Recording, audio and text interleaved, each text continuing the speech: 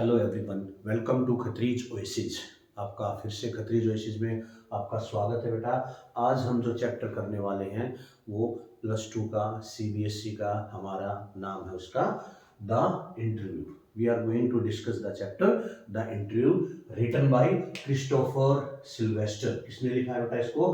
Christopher Sylvester. देखिए इस chapter में आपको 6-7 नाम याद करने पड़ेंगे, कंपलसरी है वो तो। देखो कुछ चैप्टर्स में ऐसा होता है कि हम नाम को अवॉइड भी कर दें, ही सी इट लिख दे तो चल जाएगा, but here you have to learn some particular name of some novelist और ऑथर्स और राइटर्स, उनको आपको याद करने पड़ेंगे। ज्यादा नहीं है, वो 6 या 7 ही है। ठीक है, देखिए ये जो चैप्टर है ये 2 भागों में बटा हुआ है। ठीक है ना, आज हम डिस्कस करने वाले हैं इसका जो फर्स्ट पार्ट है। देखिए फर्स्ट पार्ट में क्या है, इंटरव्यू के बारे में बताया गया। अभी इंटरव्यू कब स्टार्ट हुआ, इंटरव्यू लेना और देना एक कैसी प्रक्रिया है, हाउ इट इज डन, उसके बारे में, और लोगों के क्या विचार हैं। जो सेलिब्रिटी है, देखो इंटरव्यू हम किसी सेलिब्रिटी का ही लेंगे, ठीक है ना, किसी बड़े पॉलिटिशियन का या किसी बड़े एक्टर का, एक्ट्रेसेस का, ठीक है, किसी स्पोर्ट्स पर्सन का लेंगे तो उनका इंटरव्यू पहले क्या होते थे, छपते थे। ठीक है ना, चैप्टर में लिखा है when you have read about, हम में से कोई ना कोई ऐसा है जिसने किसी इंटरव्यू को पढ़ा होगा। ठीक है ना, आजकल के बच्चे तो देख लेते हैं सब कुछ, इंटरव्यू आजकल रिकॉर्ड होते हैं, लेकिन हमारे टाइम में क्या होता था बेटा, दे कम इन मैगजीन और न्यूज़पेपर, तो हम पढ़ते थे इंटरव्यू को। ठीक है, ये आज से लगभग 150 साल पहले की बात है। चैप्टर में आपका 130 ईयर्स लिखा हुआ है, बट इसको बुक को छपे ही 20-30 साल हो गए, तो ऑलमोस्ट 150 ईयर्स की पहले की बात है। वैसे इंटरव्यू लेने स्टार्ट हुए थे 1859 में। कब हुए थे बेटा? 1859 के बाद जितने भी इंटरव्यू हैं उनको, ठीक है ना, हमारे जो क्रिस्टोफर सिल्वेस्टर थे उनके, देखो मैंने पहले बताया था आपकी बुक का जो हर चैप्टर वो किसी न किसी नॉवल का एक पार्ट है, तो ये चैप्टर एक्सट्रैक्ट कहां से लिया गया है? Penguin book of interviews. इस बुक का नाम है पेंगुइन बुक ऑफ इंटरव्यूज, उसमें से लिया गया है आपका ये चैप्टर द इंटरव्यू। 1 नंबर में पूछा जा सकता है ये। ठीक है, चलिए हम ज्यादा टाइम वेस्ट न करते हुए हम क्या करते हैं, हम चैप्टर की समरी पे आते हैं कि इसमें राइटर बताता है कि देखो आज से लगभग 150 साल पहले इंटरव्यू लेना और देना स्टार्ट हुआ था। ठीक है, उसके कुछ पॉजिटिव और कुछ नेगेटिव व्यूज है। ठीक है, राइटर्स के, पीपल्स के, ठीक है ना, they have the people and the writer and author have their positive as well as negative, लेकिन इसमें जो आपका फर्स्ट पार्ट है उसमें ज्यादातर नेगेटिव व्यूज के बारे में बताया गया। क्वेश्चंस क्या क्या बनेंगे we will discuss at the end of the video. देखो सबसे पहला तो क्वेश्चन यही बनेगा, what are the positive views, पहला ही क्वेश्चन बन जाएगा बेटा, और दूसरा नेगेटिव व्यूज।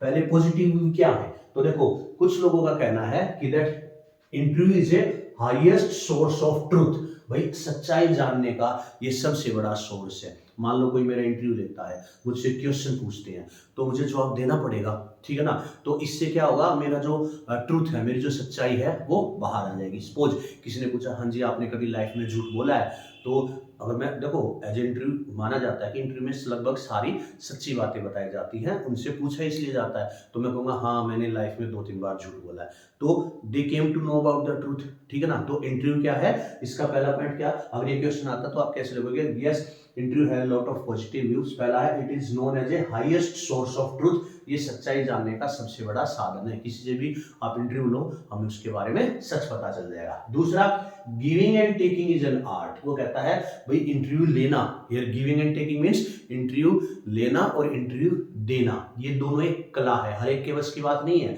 कि भाई, ठीक है, देखो हमारे टाइम में मैंने जहां तक देखा है तो बस एक लेडी थी, वो बहुत अच्छा इंटरव्यू लेती थी। ठीक है ना, हमारे जैसे आज रजत शर्मा है, बहुत सारे हैं, ठीक है ना, लल्लन टॉप पे है एक, वो इंटरव्यू लेते हैं। उनकी जो पूछने का जो तरीका है वो एक स्किल है, एक आर्ट है। ठीक है ना, हर एक कोई नहीं ले सकता। ठीक है ना, जैसे मैंने एक अक्षय कुमार और मोदी का इंटरव्यू देखा था, उसमें इतना वो नहीं था, it was not so impressive मेरे हिसाब से, किसी को लगे या ना लगे, बट मुझे वो पूछते हैं कि भाई हाँ मोदी, जनता जानना चाहती है कि मोदी आम को काट कर खाते हैं या चूसते हैं, ये कोई सवाल है? ठीक है ना, नहीं, तो इसलिए हर एक के बस की नहीं है। इसके अक्षय कुमार ने कोशिश की इंटरव्यू लेने की, बट वो जचा नहीं मुझे। ठीक है, तो ये कला है, ये हर एक के बस की बात नहीं है। तो giving and taking is an art, ये एक कला है। ठीक है, दूसरी, मीडियम ऑफ कम्युनिकेशन, ये मीडियम ऑफ कम्युनिकेशन है। एक आदमी सवाल पूछता है, दूसरा आदमी जवाब देता है, तो हमारी कम्युनिकेशन स्किल बढ़ती है, और ये एक साधन है मीडियम ऑफ कम्युनिकेशन।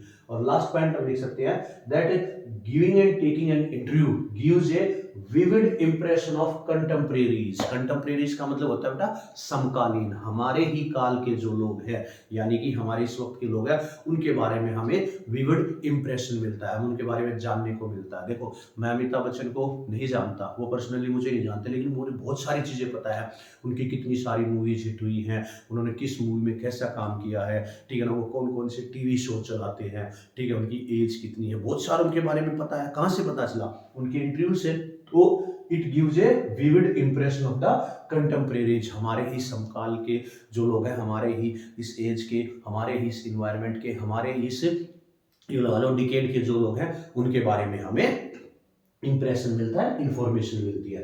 तो ये हो गया बेटा आपका पॉजिटिव। आप ये 4 या 5 लाइनें बढ़ा चढ़ा के लिख सकते हो, ठीक है ना। That many authors and writers have given negative as well as positive. The positive views are that interview is said to be the biggest or highest source of truth. It is an art. Giving and taking interview is an art. It is a skill and it is a medium of communication. It is a medium of communication, and by interview we come to know about the impression of our contemporaries. ये आप लिख सकते हो positive points में।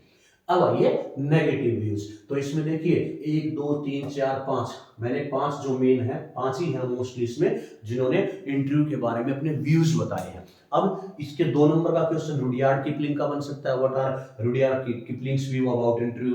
What is Saul Bellow's views about interview? या what does Lewis Carroll say about being interviewed? उनके क्या विचार है, ये पूछे जा सकते हैं। तो आप लिख सकते हो, मैं आपको बताता हूं। देखो सबसे पहले बताया गया है वीएस नायपॉल। वीएस नायपॉल ये एक राइटर है, उन्होंने कहा है that when someone takes an interview, जब कोई इंटरव्यू उनका लेता है तो he gets wounded, the people are wounded. मैंने शॉर्ट फॉर्म में लिखा बेटा आर वाउंडेड का मतलब आप याद कर लेना that when someone takes interview we are wounded, हम घायल हो जाते हैं। घायल किस सेंस में हो जाते हैं? इमोशनली, ठीक है ना। जैसे देखो एक इंटरव्यू में मैंने देखा था कि जो हमारे जगजीत सिंह हैं, उन्होंने एक गजल लिखी थी, ठीक है ना, चिट्ठी न कोई संदेश, जाने वो कौन सा देश, कहाँ तुम चले गए।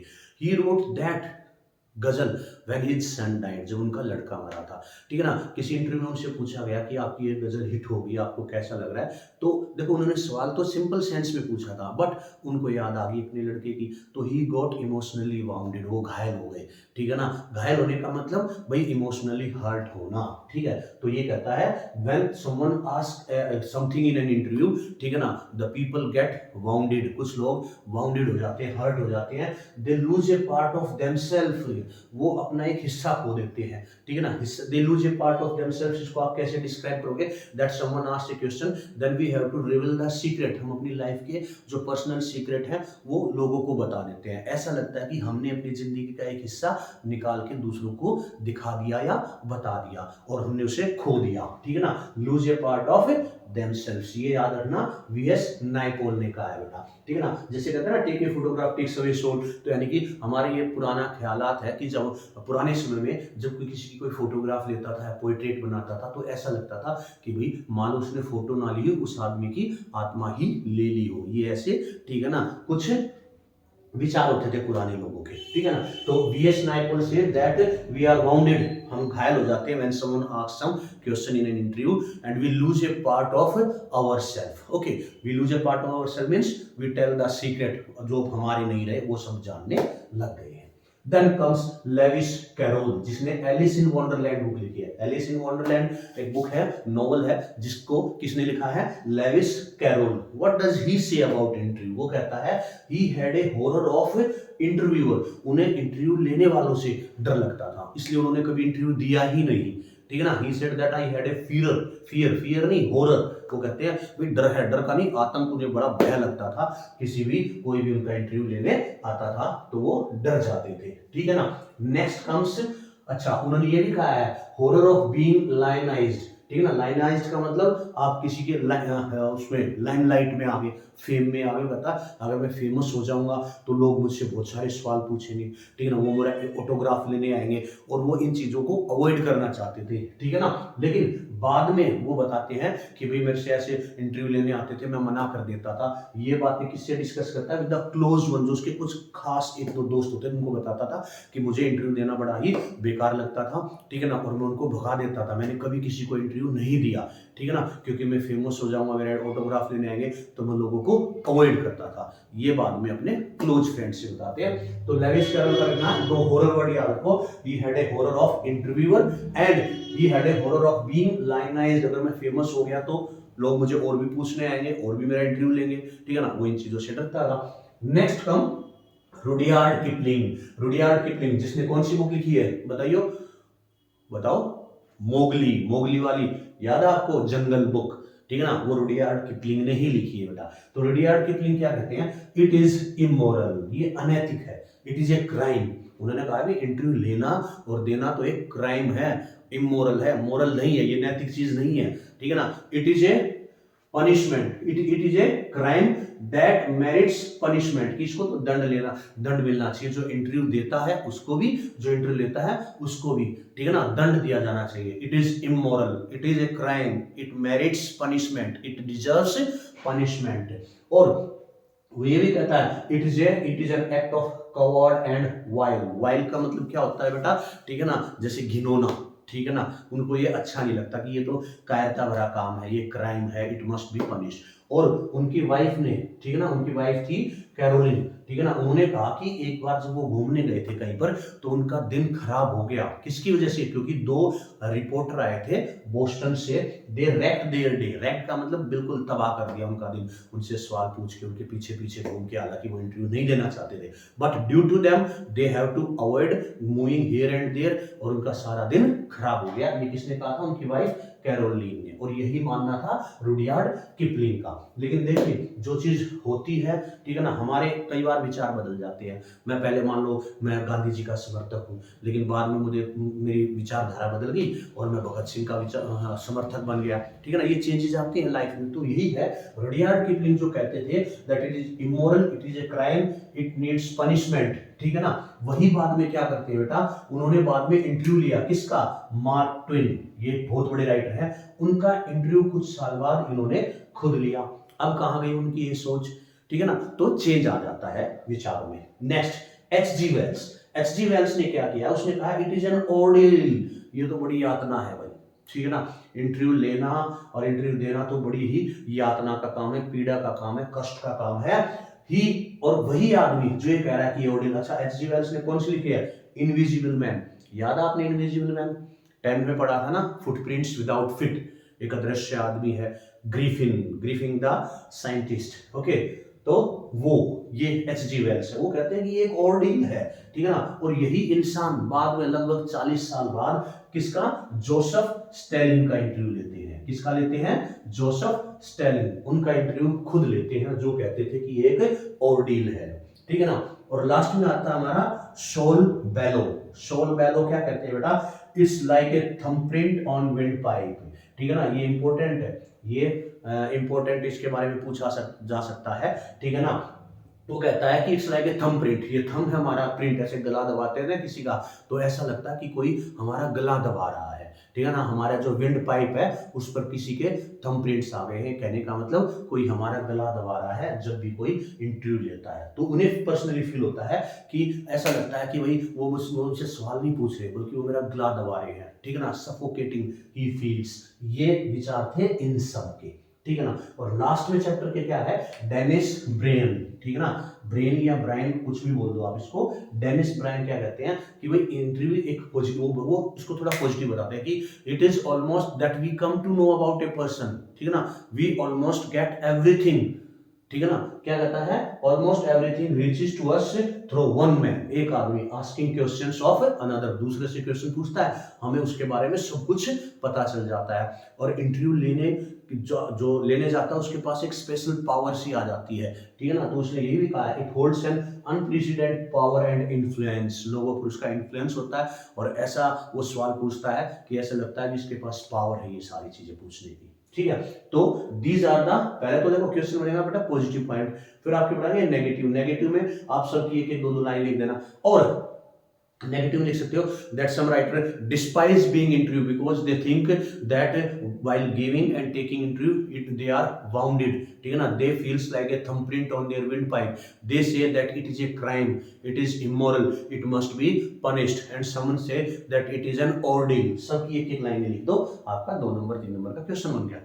अलग अलग है तो आपको थोड़ा डिफाइन करना पड़ेगा। अब मान लो यही है Saul Bellow, he says they are like thumbprints on our windpipe. अब इसको कैसे 2 नंबर बनाओगे, तो आप लिख सकते हो that there are many authors who has given positive and negative views about interview, one of them is Saul Bellow. Saul Bellow, ठीक है ना, होगी आपकी 2 लाइन। फिर आप इसको लिख दे, he says that while giving an interview he feels like a thumbprint on his windpipe, someone is pressing his throat, ठीक है ना, he is feeling suffocating। तो ये सारी चीजें आप एक्सपेंड कर सकते हो, आपको आना चाहिए, आपके अंदर स्किल होनी चाहिए। जैसे कहा ना, interview giving and taking is a skill, it is a source of truth, it is a medium of communication and it gives a vivid impression of our contemporaries. ये पॉजिटिव पॉइंट है। तो ये था बेटा आपका first part, the interview, written by Christopher Sylvester. आप इसका screenshot ले लीजिए। इसके सेकंड पार्ट में हम पढ़ने जा रहे हैं कि एक इंटरव्यू दिया है बस, उसमें 2 इंसान हैं, एक मुकुंद इंटरव्यू ले रहे हैं हमारे, एक राइटर है, एक नॉवलिस्ट है, एक एकेडमिक है जिनका नाम है Umberto Eco. We are going to read the second part. After this I will discuss।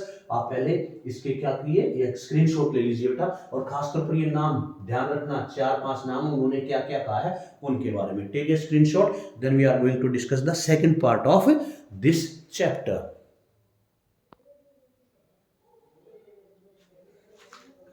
Okay, see these are the 6 important questions of part 1। ये part 1 के जो हमने अभी डिस्कस किया उसके 6 important क्वेश्चन है बेटा, ठीक है। Why do most celebrity writers despise being interview? वो इंटरव्यू से क्यों कतराते हैं, ठीक है ना। तो हमने बताया था सबका एक एक पॉइंट लिख देना, because they think that it is like a thumbprint on their windpipe, they are wounded when someone asks some personal question and they lose a part of themselves, ठीक है ना, their secrets are revealed, ठीक है ना। तो ये आप लिख सकते हैं उसमें, that's why some celebrity despise being interviewed। Okay, 2 marks में लिखना है आपको। then what are some of the positive views on interview? Interview के पॉजिटिव व्यू बताने हैं, though they are having a lot of drawbacks। ये क्वेश्चन आ सकता है, that being a lot of drawbacks, इसके काफी ड्रॉबैक्स के बाद भी the interview have a positive view, उनके पॉजिटिव व्यू है। तो आपको क्या लिखना है भाई, आपको लिखना है कि see it is a source of truth, it is a medium of communication, and वही बताया था जो आपको बताया था कि इट इज ए स्किल, ठीक है ना, it is an art, giving and taking interview is an art, it is a source of truth, and most important that we come to know about our contemporaries, it gives a vivid impression of our contemporaries. तो ये आप इसके positive view लिख सकते हो। दूसरा, what do you understand by the impression thumbprints on his windpipe? बताओ किसने लिखा था ये, किसकी वर्डिंग थी ये, जल्दी बताइए। शॉल, हाँ बिल्कुल, शॉल बेलो, ठीक है ना, उन्होंने लिखा था थंबप्रिंट्स ऑन हिज विंडपाइप। तो आपको बताना है that someone asked a question that they become so wounded, that they become so you can say hesitant while answering that, it seems that if someone is pressing their windpipe, it means they become so suffocating while answering those questions। तो ये आप इसमें लिख सकते हो। Why do Rudyard Kipling and his wife comment about the interview? What do? तो Rudyard Kipling और उनकी वाइफ, बताओ उनकी वाइफ का क्या नाम था, ठीक है ना, कैरोलिन, ठीक है ना। तो ये उनकी वाइफ का नाम था। उन्होंने क्या इंटरव्यू के बारे में कहा है, तो उन्होंने कहा कि दैट दे वन डे, ठीक है ना, when they were out to enjoy their holiday, two reporters spoiled they wrecked their holiday by following them, asking them for interview, and Rudyard Kipling say that taking an interview, ठीक है ना, is a crime, it is immoral, it is a act of coward, ठीक है ना, it needs punishment, it merits punishment, उन्हें दंड दिया जाना चाहिए। ये रुडियार्ड किपलिंग और उनकी वाइफ के थॉट्स थे। What was Lewis Carroll's? Lewis Carroll मैंने आपको बताया था, the one who has written Alice in Wonderland. उन्होंने क्या है, उन्होंने कहा था कि it is like a horror for them, ठीक है ना।